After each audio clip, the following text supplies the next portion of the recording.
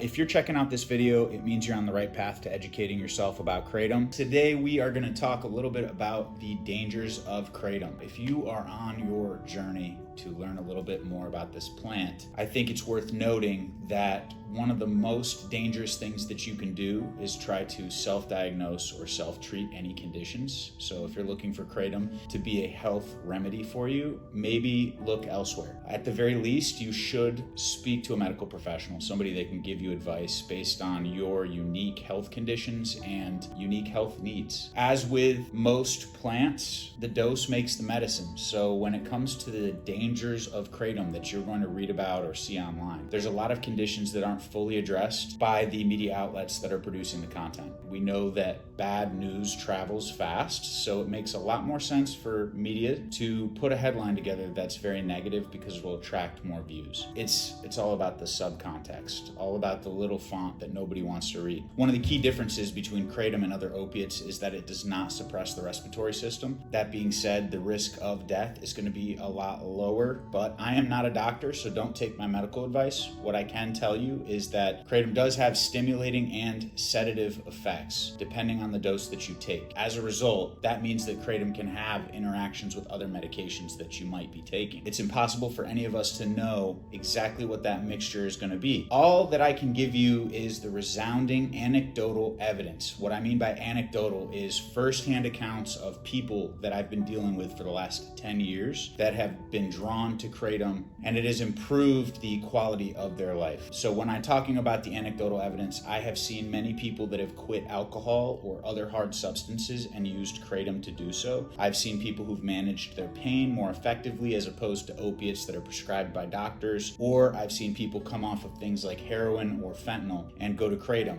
and these people have been able to return to society, they've gotten normal jobs, and they've become contributions again. As I've mentioned in previous videos, one of the reasons why I take Kratom in medium to small doses is for the added productivity or mood boosting characteristics that I receive from it. The most dangerous thing that you can do is to take massive doses of Kratom without doing your research or considering any medical complications that you might have with the product based on the medications that you're currently taking. If you're not taking any medications and you're a totally fit and normal person, I still would recommend that you take a small dose to start with Kratom. I still think, regardless of how biased the media coverage might be about Kratom, that it's worth reading some of these articles, and it's worth checking out the comment section of the popular Kratom videos you see on YouTube to get firsthand accounts from people that have had both beautiful and terrible experiences with this plant. One of the most common things that I see is people who lack self-control seeking to blame Kratom for all of their life's problems. We have moved past this element for alcohol.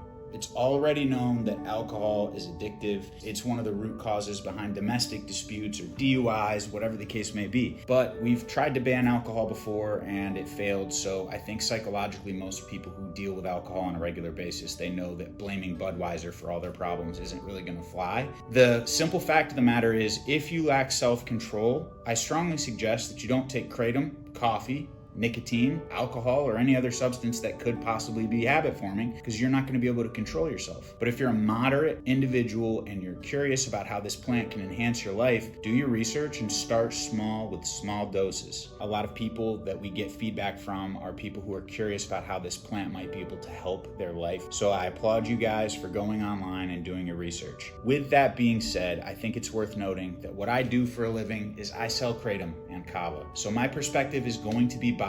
I've said it before, I'll say it again, and I'll say it on every video. I'm not a medical professional. I'm not telling you that you should take Kratom and that it's always going to be good for you. What I'm going to tell you is that I take it, I know many people who take it, and we have a lot of happy customers and we've helped a lot of people. Continue to do your research, and if we are a resource that you come to trust, then I greatly appreciate the support. If you have any questions, I try to be very prompt and respond to each and every one of you personally. Leave a comment. If you're upset about anything that I've said, leave a comment. If you're happy about anything I've said and you want to share how Kratom has helped your life, we love that type of feedback. It's what makes us special. We care deeply about everybody's personal story with Kratom or Kava and how it's changed their lives. It's changed mine. Let me know how it's changed yours.